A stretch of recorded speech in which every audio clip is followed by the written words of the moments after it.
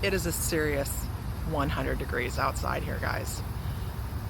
I wanted to get as much done in this beautiful surroundings as I could today. And once again, this is Lisa Fry, My Mystical Life, and also Late Bloomers, Healers, and Intuitives. You can find them both on Facebook. And I want to talk about walking alone. I did a wonderful reading for somebody just the other day, and that's what kind of brought this video up. Their guide talked about their footsteps and how, of course, this person felt as if they were walking alone. And as I'm doing the reading, of course, I never know where they're going when I start. They're so vague, and that's okay. It's like connecting the dots doing a reading. But they're showing this one person's footsteps. And this person stops on the beach and standing there.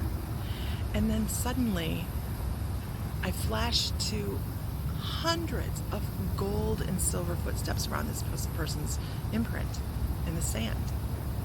And I got to come back and tell this person, you should be claustrophobic by the amount of guidance you have.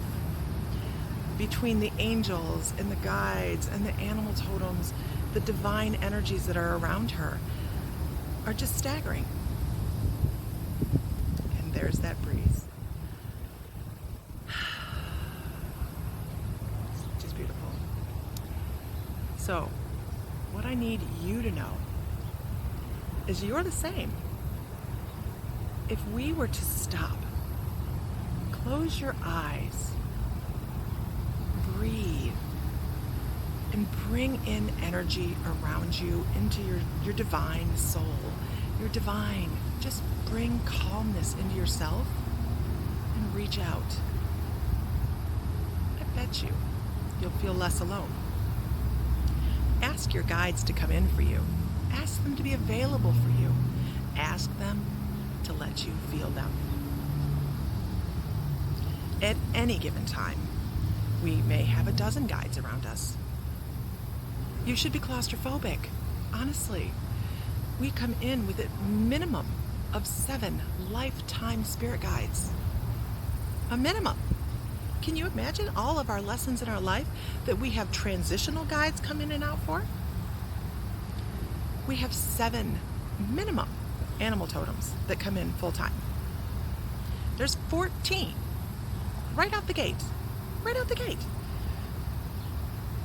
I know that when I go for walks with my dogs, I can feel other animals walking with us. It was creepy at first, I'm not gonna lie. I was like, that's a lot more than I started out with. But now I enjoy it. I love it because I know there are animals that have passed away that love me enough and my husband enough to come back and spend time with us. The same can be said for past loved ones. A whiff of perfume, just that feeling of the energy that our grandmother or our grandfather or our parent had. When you feel that, that's validation. That's, I'm here. I love you. When our spirit guides come in, we can get all sorts of information if you're open to it. That's what it is, guys. Being open. I hope you're open to this because once you are, it's so rewarding. I consider my life before 38 when I started to see things, and then life after 38. I'm 48, I think. 48, 49, something like that. I'll have to ask my husband. Anyhow, so there's a huge difference in who I am based on where I was on my journey. Realizing that we are never alone, ever. Even in our darkest moments, we have a cheerleader over there somewhere for us. That changed my life. Honestly, it changed my life. That shade needs to stay. Okay. Once I realized I was never alone, I started doing things a little bit more fearlessly. Now, that doesn't mean I ran into traffic. Absolutely not. That didn't happen. But I started experimenting a little bit more with my spirituality and what I thought would damn me to hell turned out to be the most spiritual thing I've ever done in my life.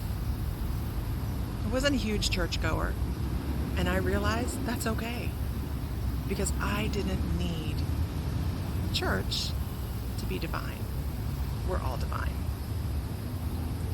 So if you want to get in touch with your guides, first let's talk a little bit about how many different kinds there are. Archangels. Love working with archangels. They're my favorite. I can't help it. When I work with Archangel Metatron, it's like the ward cleaver of the angels. He's so awesome, and so his energy is just so immense.